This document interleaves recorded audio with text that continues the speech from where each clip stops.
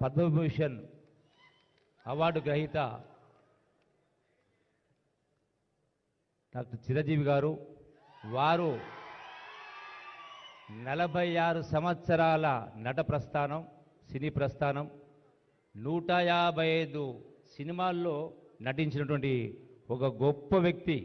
తెలుగు, తమిళ్, కన్నడ ఇతర భాషల్లో కూడా నటించి సాటి లేరు అన్నటువంటి ఒక మేటి ఒక సినీ రంగ ప్రముఖుడు.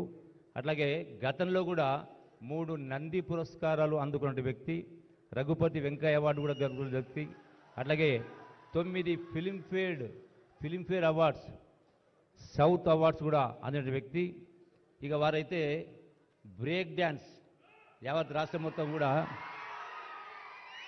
అట్లాగే స్వయం కృషి ద్వారా అంటే అట్టడుగు స్థాయి నుంచి వచ్చి ఒక ఉన్నత స్థాయికి చేరుకున్న వ్యక్తి.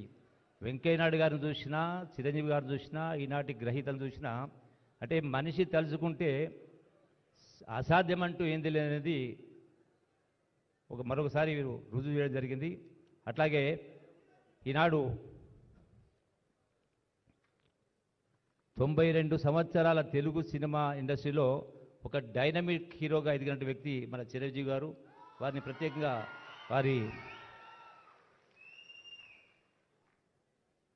2000 అంటే ఒక సినీ రంగంలోనే కాదు, రాజకీయ రంగంలో కూడా ప్రజారాజ్యం పార్టీ పెట్టి కేంద్ర మంత్రిగా ఎదిగి తన యొక్క ప్రత్యేకతను చాటుకున్న వ్యక్తి చిరంజీవి గారు.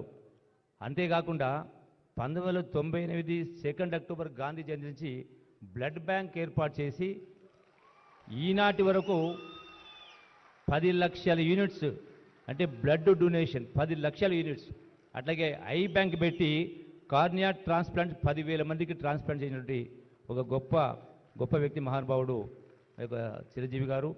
అట్లాగే ఆక్సిజన్ బ్యాంక్స్, ముఖ్యంగా మనం వచ్చినటువంటి కరోనా సందర్భంలో సుమారుగా వందలాది మంది కాదు వేలాది మందికి కూడా ఈ యొక్క ఆక్సిజన్ సరఫరా చేసినటువంటి వ్యక్తి.